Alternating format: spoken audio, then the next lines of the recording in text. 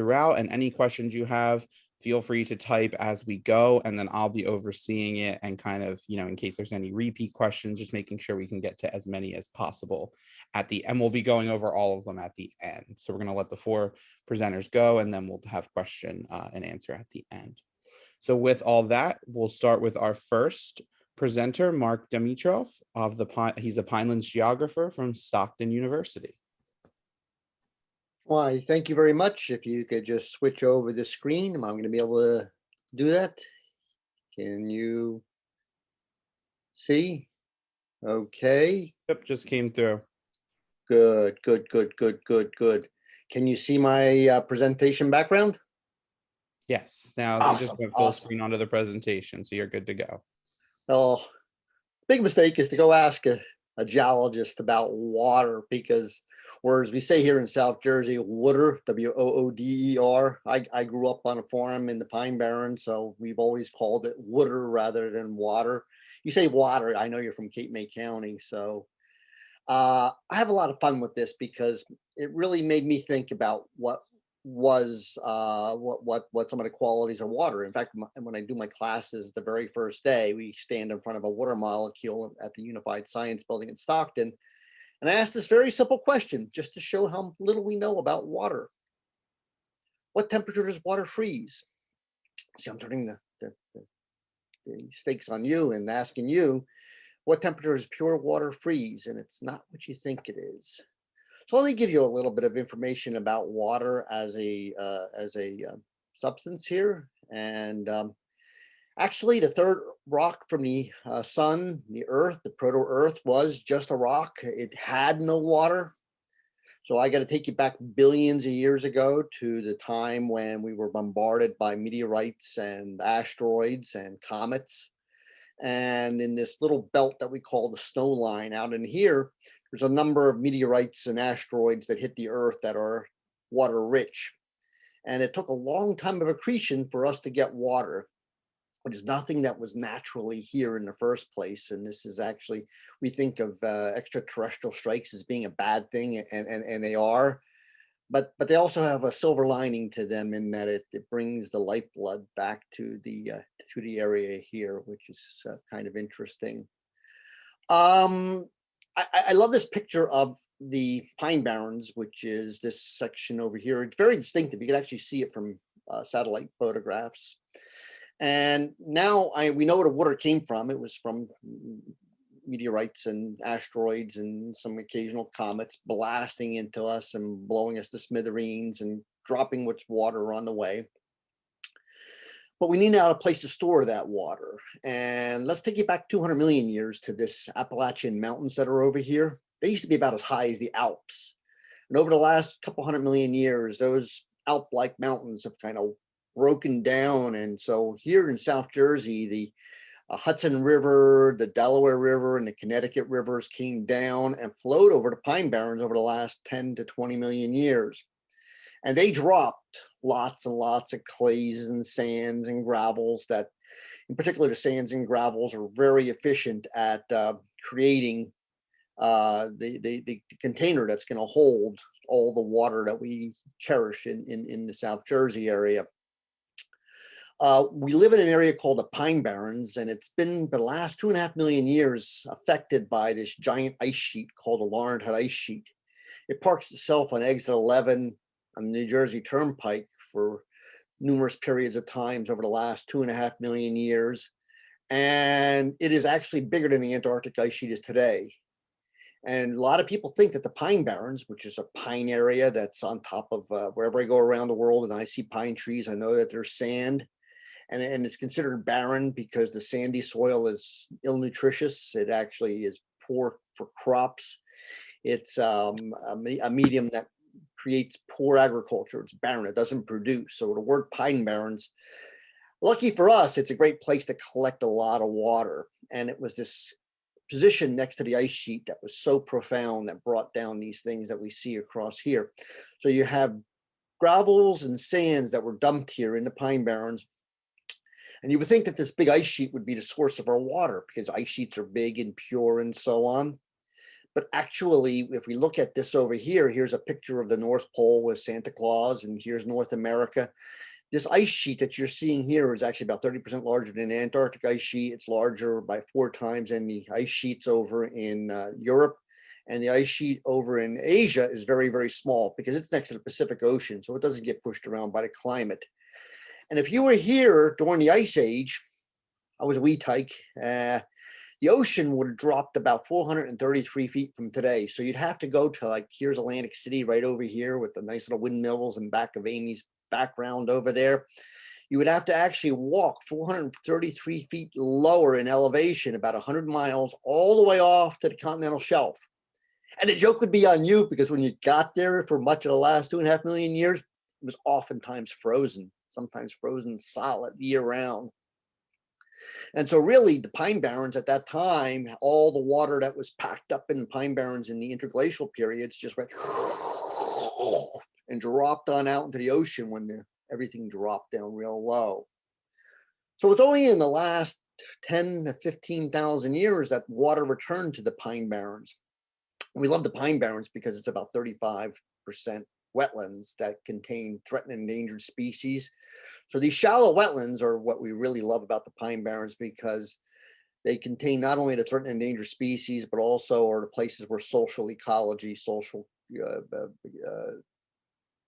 geography took place. People have been using the wetlands of the pines for the last 14,000 years, ever since the water returned again. So if you come to a South Jersey pond, we call spung, in the wintertime, evapotranspiration is low. So what happens is that these things fill up with water, like your basement fills up with water. It's the very, very top at a 17.7 trillion gallons of the Coenzi aquifer that's stored underneath that. That's only collected recently from the increased rain since the end of the Ice Age and so on. So it's really new, fresh, good water. In the summertime, normally what happens is that you get warmer temperatures, the trees start to photosynthesize, and they pump the water out, and water flows through the Pinelands wetlands. And it's a very shallow wetland, so we've got to be very careful with the water, because even though the last 14,000 years these wetlands have filled and they do kind of dry up in the summer, their drops have gotten longer and longer as the hydrometers drop, because we're now becoming too thirsty for the water. We have about a 1.3 cubic kilometer deficit in our water usage here in the Pine Barrens.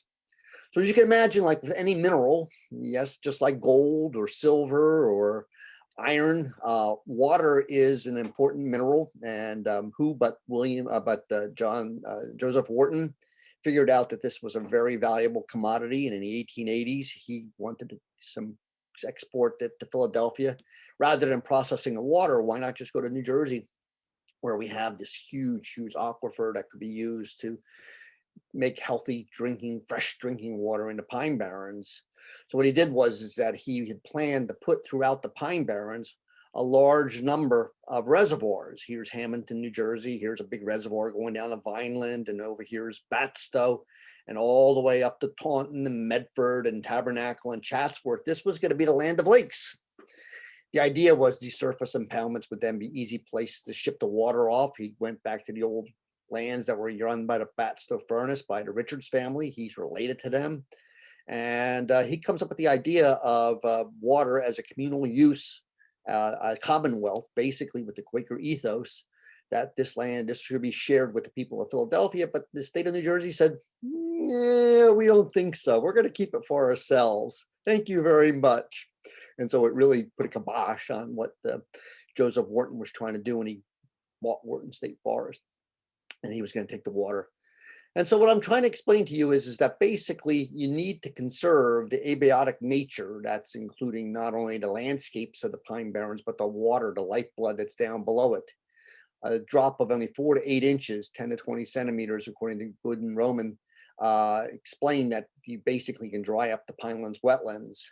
And if you really appreciate the Pinelands and the water that we have in here, the two are really inextricably linked together. And the lifeblood of the Pine Barrens is the stuff that we pull out of it. And we've got to be conscious of its use, because even though there's plenty of water underneath it, if we take out too much, that little thin skin of water at the very top is what is dangerous as far as whether or not we're overusing a good resource. And if we're having a problem in New Jersey with 45 inches of rainfall a year, you can imagine what it's like in other places in the world, like California and Arizona and so on. We are truly lucky, not fully lucky. We still have to be cognizant of doing some conservation with rain barrels and things like that. So anyway, I just wanted to kind of give you a kind of a quirky idea about where your water comes from, the geologic formation that holds that water, and why South Jersey is such an important place for the 17.7, it's not 17, but 17.7 trillion gallons that Ed Rodham calculated back in the 1970s in ecosystems and landscapes by Foreman. Thank you. Thank you so much, Mark. Is this So, little squiggles here? This is not on my computer. This is, I think, coming as a ghosting. Do you see the squiggle there? Those little lines? oh yeah, I'm not sure what that is. That's not Just coming from my computer, and I just wanted to know who's playing with me. oh, that's odd. I am not sure. If you want to unshare your screen, maybe that'll get rid of it as we transition to our Okay. next presenter, which will be the previously introduced Watershed Ambassador, Loretta Pregartner. If someone is messing with our stuff, we would appreciate that you not. Yeah, I see. What's that little error? Is that you, Loretta? Are you moving that now or someone else? This Yeah. is me. This is Okay, Loretta. just making sure. I got nervous. Okay. I got a little nervous there for a second. Okay. No, All it's right. So just whenever you're me. ready. Awesome. Well, thank you for the introduction, Dylan. I greatly appreciate it. And thank you all of you guys for taking time out of your day to come and join us. My name is Loretta Pregartner, and I'm the New Jersey Watershed Ambassador for WMA16, which is the Cape Maze. And I'm going to go over how we can use less water and save so much more. So I hope throughout the rest of today's presentations and into the week, and hopefully far beyond that, everybody keeps this quote in the back of your head. I found it while I was doing some Googling, and I just absolutely love it. If there is magic on this planet, it is contained in water. And as Amy said in her introduction, water surrounds everything, everyone. It touches all of our lives in ways that we don't even imagine.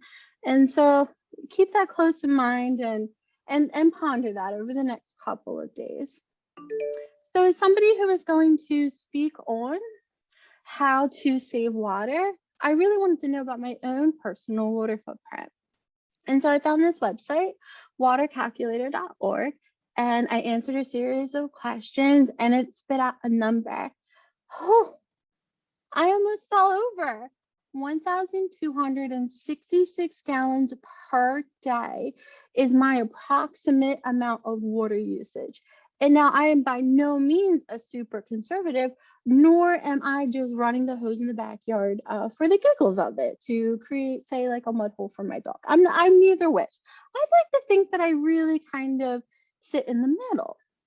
And so to see this 1,266 gallons, I was shocked. And I'm kind of a visual learner. Can blame my mom for that one. So I decided, wonder how many times that could fill up my tub. And I thought about filling up my tub, but I was like, you know what? Google. I'll Google it. I'll save water. I'll be right by today's presentation. An average tub is about 42 gallons. So when we do the math, that's like filling up a tub 30 times. And I took this test probably about a week ago in preparing for this presentation. And it still sits in the back of my head. I still cannot believe that this is how much water that I use. And so after my presentation later on tonight, I urge all of you to go into your own water footprint and just be amazed about how much water you might actually use throughout your day. So where was the highest usage of water for me? Well, it was with shopping and it was with my diet. And now if you're better at math than I am, you could probably realize that everything else is a very, very, very small amount. And we're talking running my clothes through the washer, hand washing my dishes, putting my dishes in the dishwasher, brushing my teeth, taking a shower, all of those things that we really think we're like, wow, this is what really takes up our water. And lo and behold, that's not really actually the case. Water, like I said, it lives in almost every single day of our life without us actually realizing it.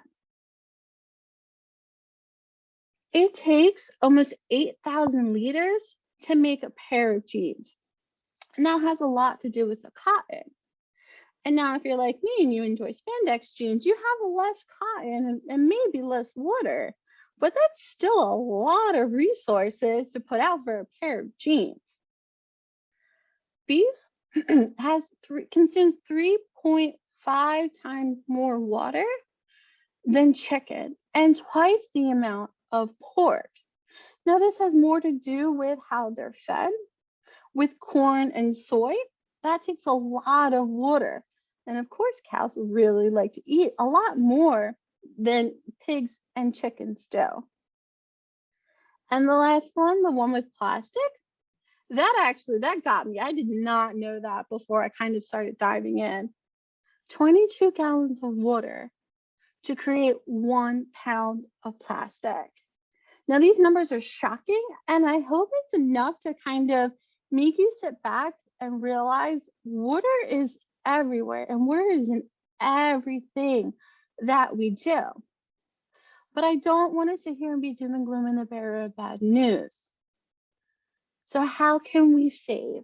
And not only save water, but save you guys money too, I promise. First off, let's start with the reducing. Go to the watercalculator.org, take the quiz, find out where you use the most water at in your everyday life.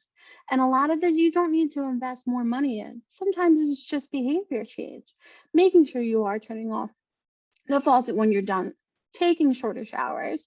But if you really want to, you can go to your local Home Depot and get a new head fixture for your shower. That way you can take longer showers and still save water. Reuse.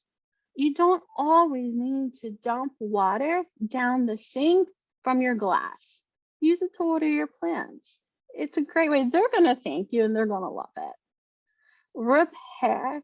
Repair anything that water comes out of or goes into. You'd be a bit surprised on how much water you could potentially lose if you have a leak in your toilet. Refuse. This one I'm actually working on a lot personally. I think Target is this magical place that I go and I walk around and just all of my stress disappears. And I walk and I go, oh, this would be nice. And then I walk some more and I'm like, oh, I definitely need this. And occasionally I have to be reminded the difference of need and want, especially when I walk down the coffee cup aisle and I see a llama coffee cup where the inside says drama. And I'm like, I really need this. Instead, I have to remind myself that I really want it. Repurpose. Secondhand stores are absolutely amazing for finding objects at a discounted price. I know right now underneath my desk I have an ottoman and I paid $10 for it at the secondhand store. This ottoman could have costed well $50, $60, $70 depending on where I chose to purchase it at. I saved myself so much money by going there. Look, I told you guys I was going to save you money. So if you know that there's a big ticket item that you're looking for, check out your local secondhand stores to see what they have. And you might actually save a lot of money. And you're also saving resources too. All of the resources and energy that went into creating that product, you're now providing it with a second life. You're keeping that stuff out of our local landfill. And if that doesn't make you feel good, I don't know what will. And we're going to wrap this up with recycle. Recycle properly. After you're done determining what your water footprint is, go and find out what your local, county, or municipal recycling guidelines are and learn them. Because if we don't recycle properly, all of that water and energy that it took to make these products will end up into the landfill. Now, I know here in Cumberland County, we have to rinse before we put away our bottles, jugs, and jars. So if you're like me and you like to cook pasta or steam your vegetables, put that water aside, let it cool down. And then when you're ready to rinse your jars up so you can recycle them properly, there's water for you already that you've already used, that now you've kind of given a second purpose to take care of your recyclables instead of using water that will come out of your tap. So these are 6 wonderful ways that you guys can save your water and save money and also use less.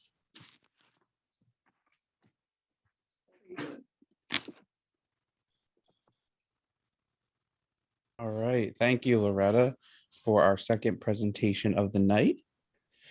For our next presenter, we have Bill Stuempfig of the Surfrider Foundation, specifically the South Jersey chapter. Where are we? Okay. Trying to get my act together here on sharing. I can see it. It's coming Okay, through. just a minute. Ah, how's that? Nice and pretty? There it is. Yep. Yeah.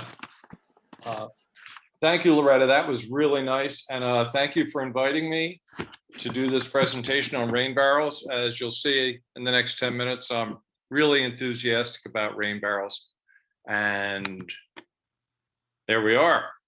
Yeah, Perfect. I'm a volunteer with the South Jersey chapter of the Surfrider Foundation. And my wife, Carol, and I have installed around 50 rain barrels at different locations in South Jersey. And I wanted to start with this photo because our yard 6 years ago was all grass. And by putting in rain barrels around the house, we've really been able to transform our yard.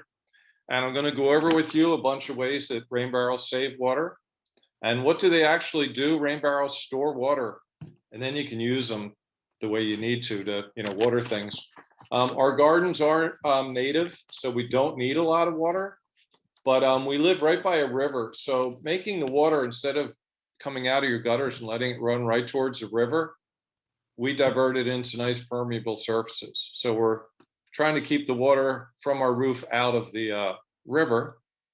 So yeah, we have, as it says, we have lots of birds now, insects. That's the garden in our backyard now. The grass is gone. We have about 4 barrels around the house, and we actually got to have a pond, and we fill that pond with the rain barrels. We could not have it without that. We also have a bog garden. We have an extra large overflow, and that goes right into the bog garden. And in that, we have lots of carnivorous plants. It's a great little garden. So we've transformed really the whole yard, which didn't have much water in a lot of spots. So we divert water out front. It's really nice. So this is kind of a unique thing here. That's me in the morning. We use this small rain barrel up on our upstairs porch. And as you can see, I diverted water from the gutters to go down into that. And we get a lot of pressure from that. We can then run a hose down and we get lots of pressure. So you can actually use a soaker hose. And here's a very cool picture. This is my wife, Carol. We had to do an overflow barrel because we get so much water off the roof. Our roof is only about 1,200 square feet, and we can fill 4 barrels in 2 hours. So it's a great way to save water. I wanted to mention this. This is the Moorgate City Native Species Demonstration Garden. And we put rain barrels in there. We like to put rain barrels in high traffic areas to teach people about conserving water. And that's the typical barrel. They build a nice stand for it. Nice big overflow. So if you have a large rain event, the water is not just going to overflow and go onto the sidewalk. You'll be able to put the water where you really need it, which is back in the ground. There's a little view of it. It's kind of a boring picture, but that's, So we like to place a lot of our rain barrels on barrier islands where normally people just take the water out of their downspouts and they go right in their driveway into the streets, which really exacerbates the flooding problem. And plus you're putting lots of water, just instead of getting it filtered through the ground where it gets cleaned, it's going right into the ocean and into the storm sewers. So it, makes the problem worse. Each spring we go to the Emlyn Physic Estate in Cape May, and we talk to lots of people, and we have the children paint the barrels, and then we'll use that barrel. We'll put that barrel somewhere. So the kids are having fun while the parents are learning about how to conserve water. And that's really what it's all about. This is just a typical installation. This is at the Enlightened Farm up by the Atlantic City Airport. And of course, Carol had to learn how to paint horses for this one. But if you can see the roof over the top, this roof fills both those barrels. With one downpour they had, both barrels filled. So it does an incredible job. That's the same place. This is Ocean City. We have a lot of barrels in Ocean City because I grew up there.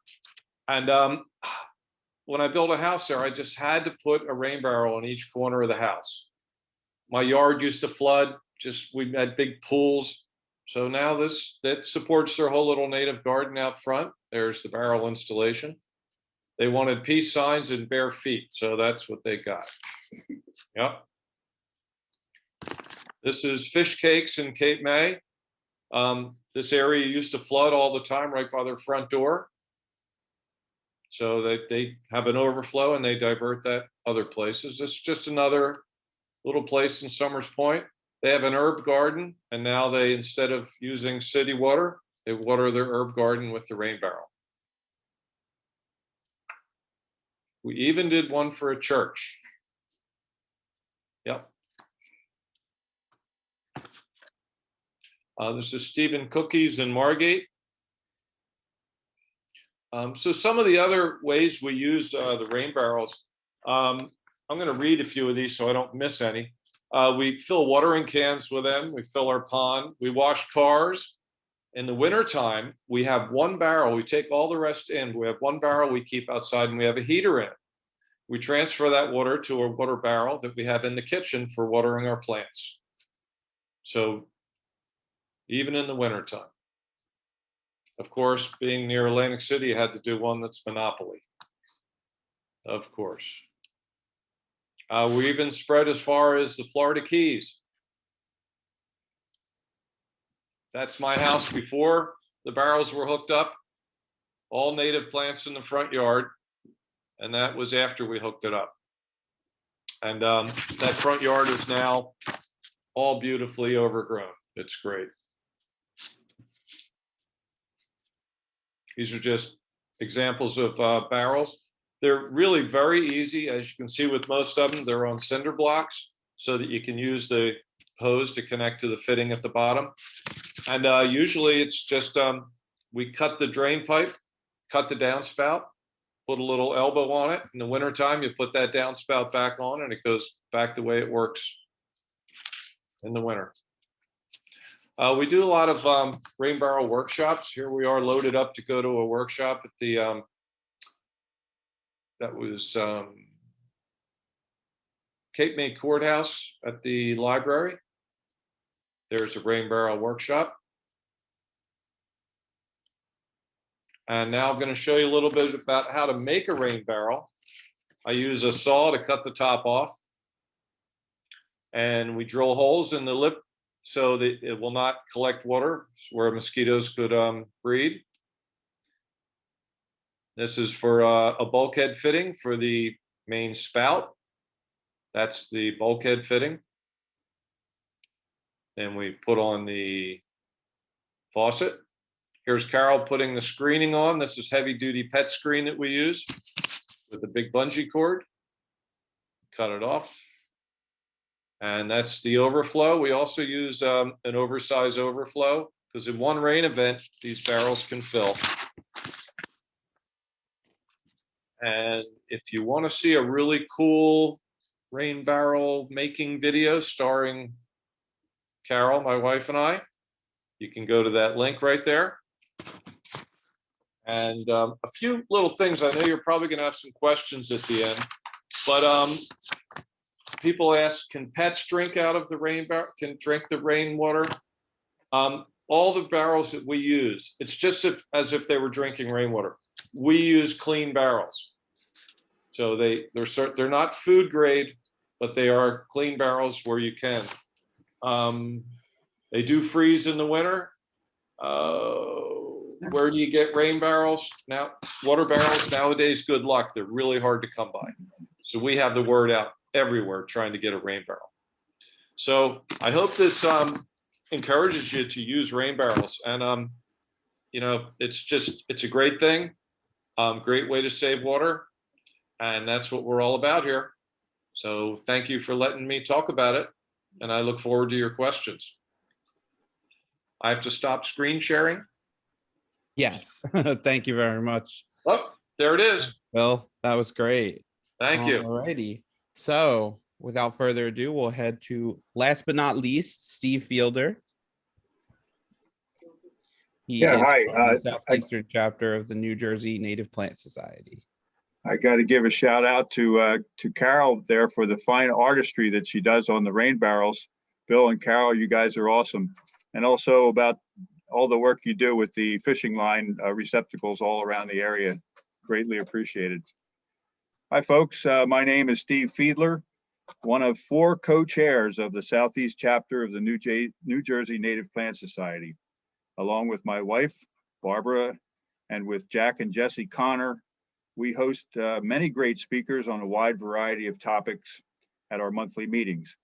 We are currently virtual, of course, but eventually we'll be back at Stockton University's mainland campus. Tonight, I'm going to give you a brief overview of the huge topic of native landscaping and how it relates to water. But first, why are we even having this discussion? Nature had been doing native plant and water management just fine before we colonized the place. The current landscaping design and maintenance practices really need a reboot.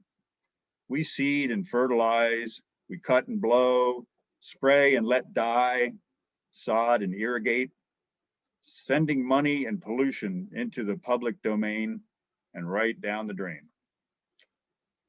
So here's what I'm suggesting to get us off this hamster wheel of wasted time and energy and money. Here are 10 timely topics about native landscaping, each of which could be a seminar on its own.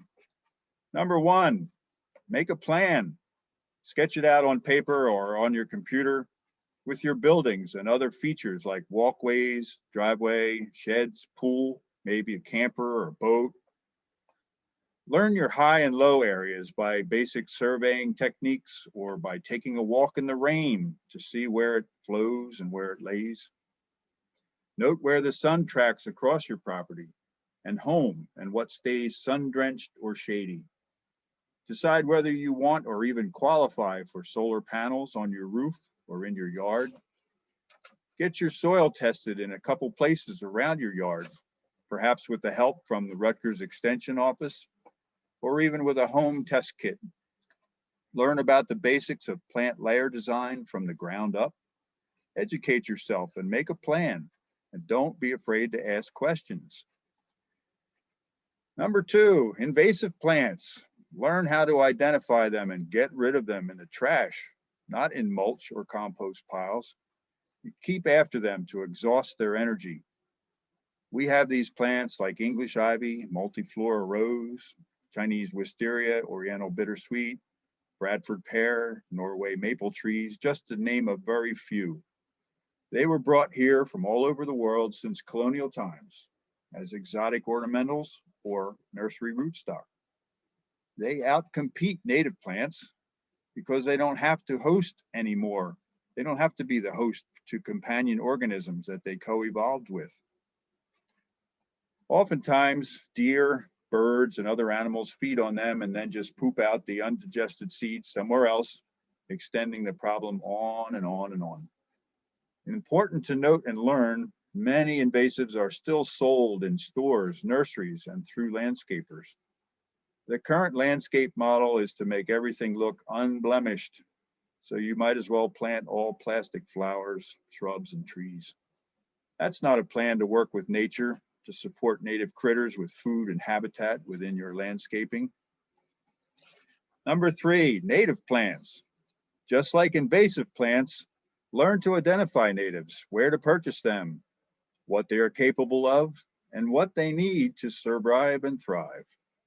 They have co-evolved with our native pollinators as host service providers of habitat and food.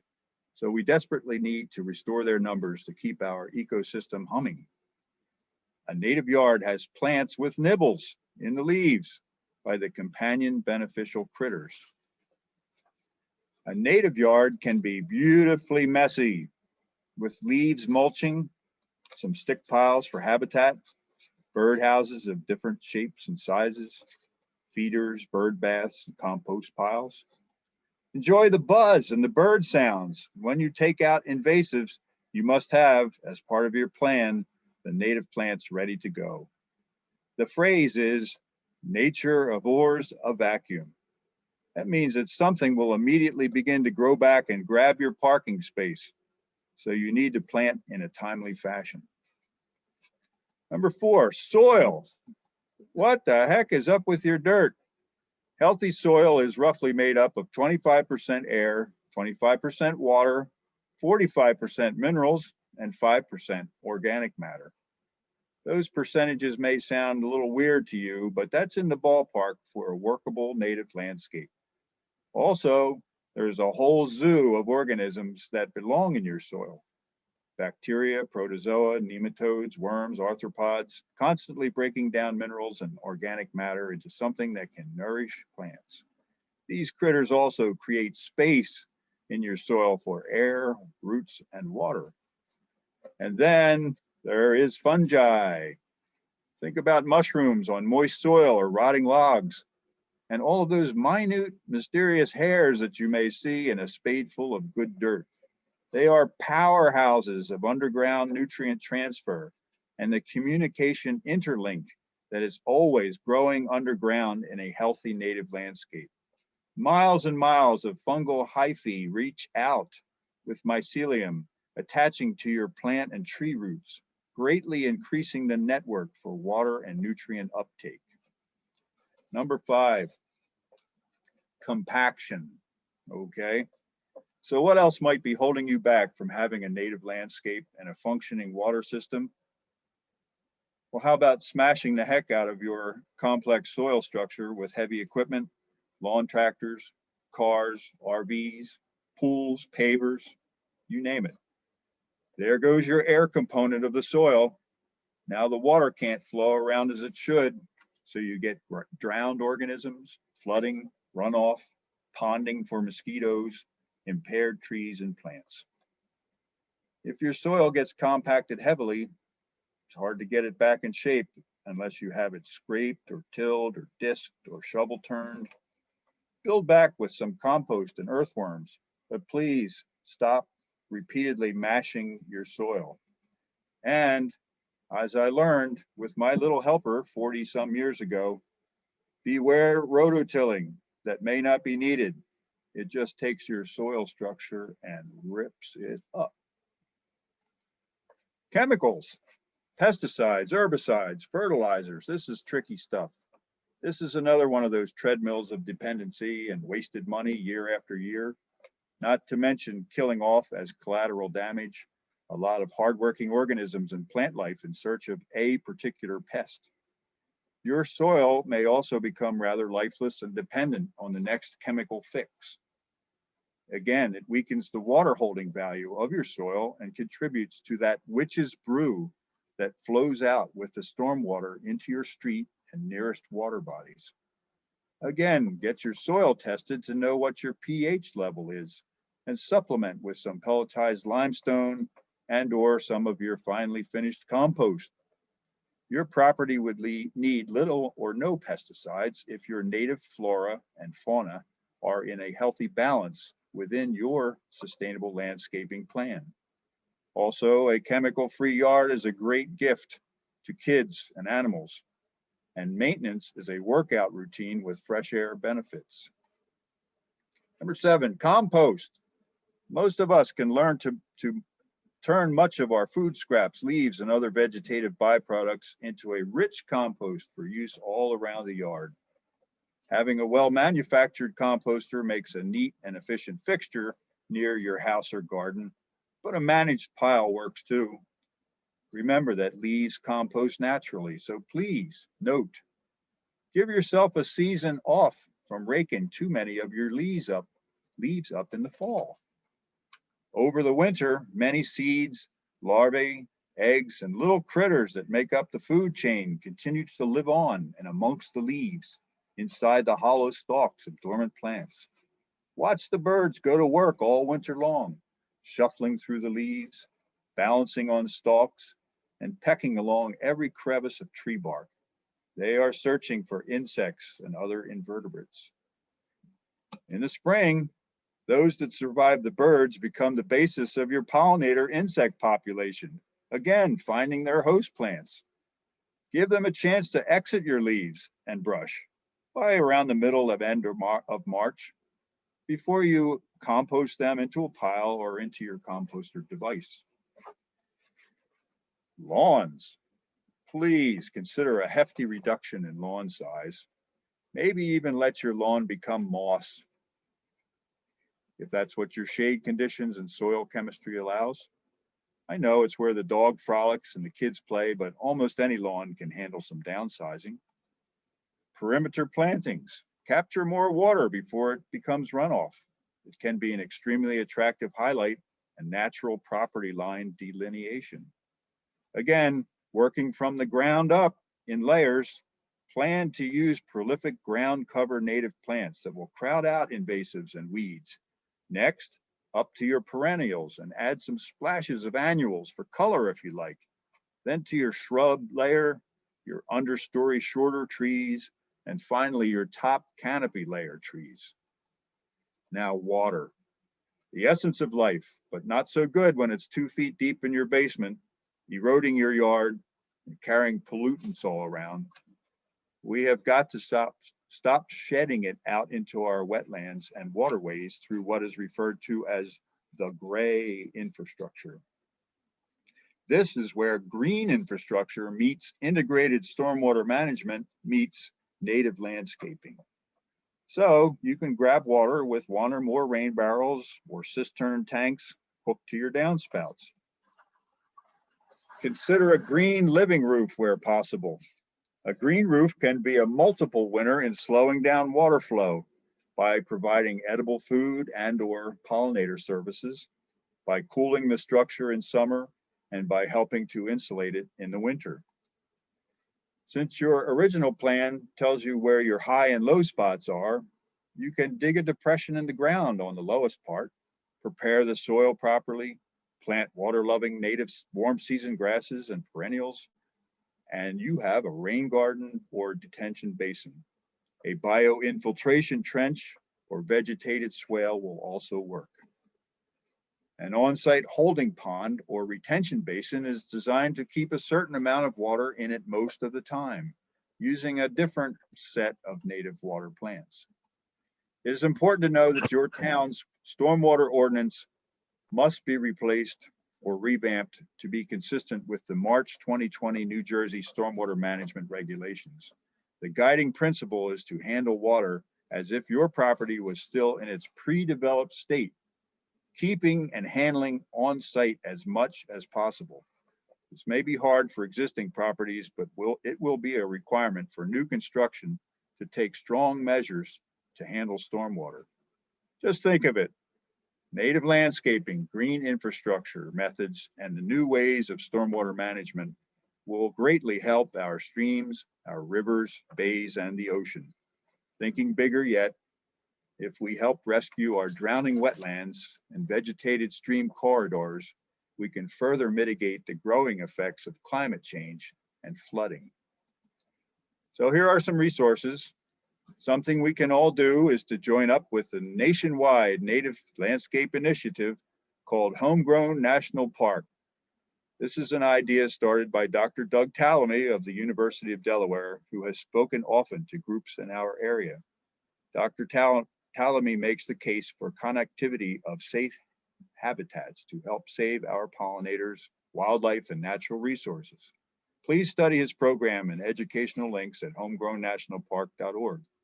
Speaking of homegrown, contact us at the South Jersey chapter of the New Jersey Native Plant Society. Look us up on Facebook and by clicking the Southeast chapter tab of the New Jersey Native Plant Society's website, or send me an email or the Plant Society. We are here to help in as many ways as we can. So thank you very, very much. Thank you very much, Steve. So with that, that officially concludes our presentations for the evening. If anybody needs to go and doesn't have any questions, thank you for joining us. We hope you can join us tomorrow from noon to 1. And if you can't, it will also be recorded and shared at a later date. But for now, if anybody has any questions, I didn't see any before the beginning yet. I didn't know if people were holding off, but if you have any, now would be the time to type them in the chat, and then I can read them off to the respective presenter. Maybe label it as, for Loretta or for Steve, if it's a specific question for them.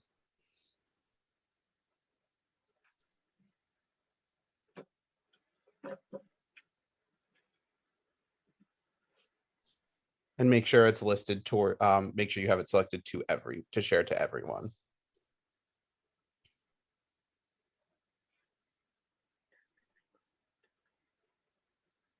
You're very welcome.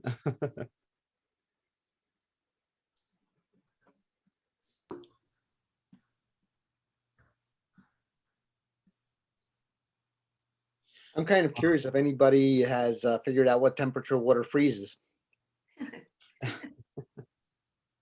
I get about 1 out of 100 students will get this correct. You told me takers? last week. If anybody wants to put their guess or their answer in the chat, you can do that as well. I have a couple questions coming through. We have Anne has asked, she has stated that she has both a large deer population and stilt grass on her wooded property. How would be the best way for her to proceed based on what we've heard tonight? Not sure which presenter wants to take that, if maybe it kind of overlaps into a couple. Hear what he said. I didn't understand that. A lady had a question about deer on her own. Oh, Do our native plant experts have any suggestions for a deer resistant plantings for a wooded property? That's a really tough one because deer, when they're hungry, they'll eat just about anything. There are some mixes that you can look up from, in my experience, from the Ernst seed company. They have specific mixtures for plants that you can buy one off, but mixtures for a meadow that is supposedly deer resistant, but deer often laugh at that.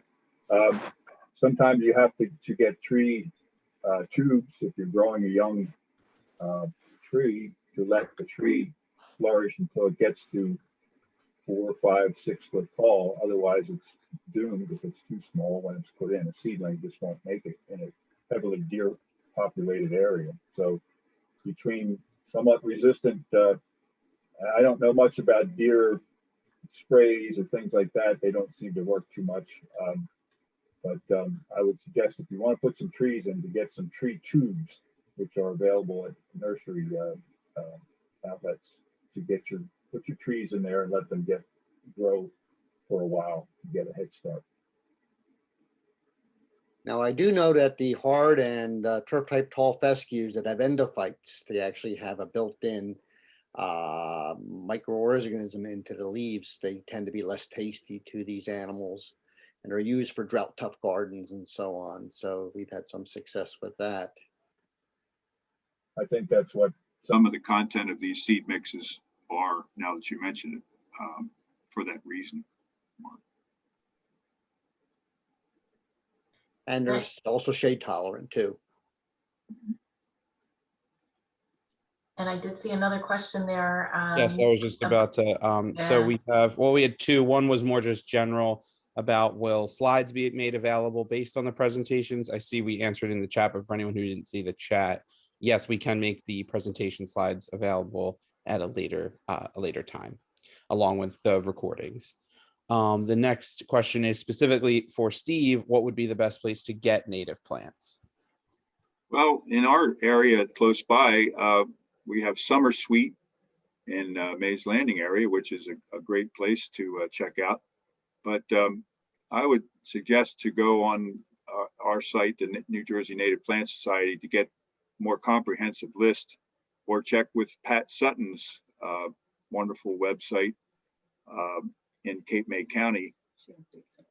She's always working on that and updating that for the various conditions that you may have. So Pat Sutton, Sutton, is a great resource for the latest on that. And also I try to go by NJDEP best management practices, because that's widely accepted by towns.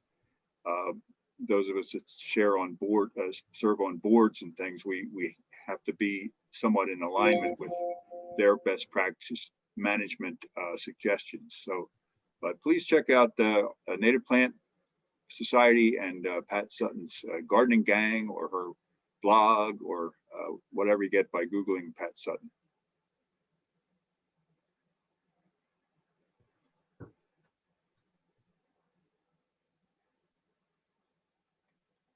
All right, so do we have any other questions? I don't see any more coming through. So if anybody has any more or wants to give that guess on the temperature of the freezing point of water, please post it in the chat. Oh, I think we have one more thing.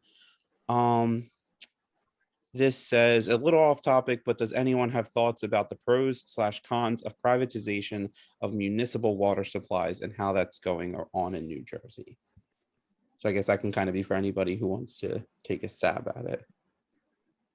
I would encourage Elizabeth, if you're able to come back tomorrow for part 2 at noontime, we will have some guest presenters talking about water treatment from public water treatment facilities, and we could definitely get their insights.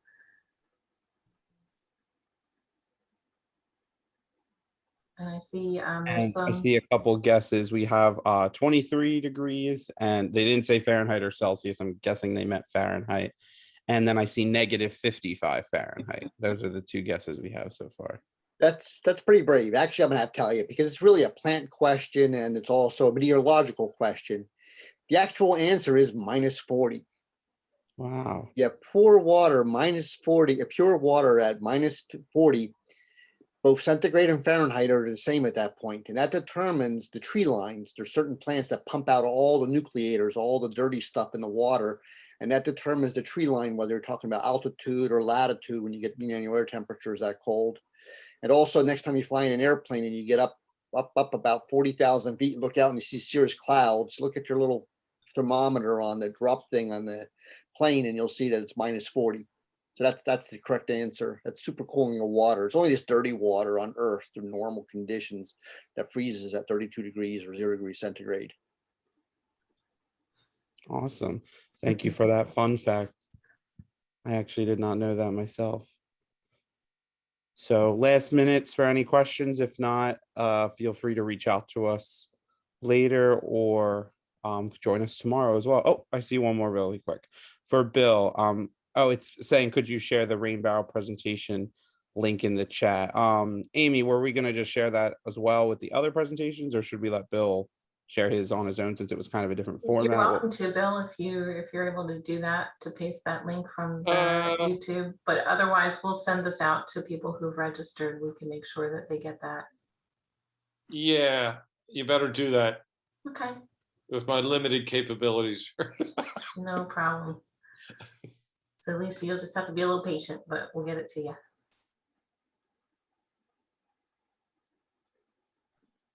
All right. All right, well, I think that's it. So thank you so much, everyone. And I hope you can join us tomorrow. If not, I hope you get a chance to see the recording for tomorrow at a later date.